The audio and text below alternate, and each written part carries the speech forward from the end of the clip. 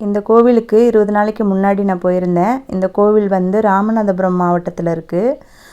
இந்த கோவிலுக்கு நான் போயிருந்தேன் அப்படின்னு சொல்கிறத விட முருகர் என்னை அந்த கோவிலுக்கு போக வச்சார் அப்படின்னு சொல்லலாம்.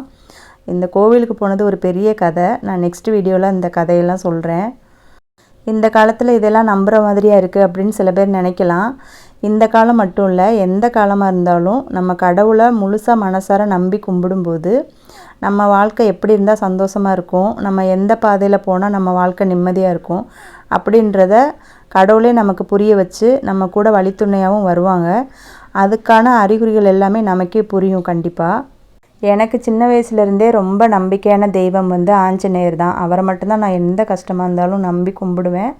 இப்போ வந்து கொஞ்ச நாளாக நான் முருகரை வந்து ரொம்ப மனசார கும்பிட்டுட்ருக்கேன்.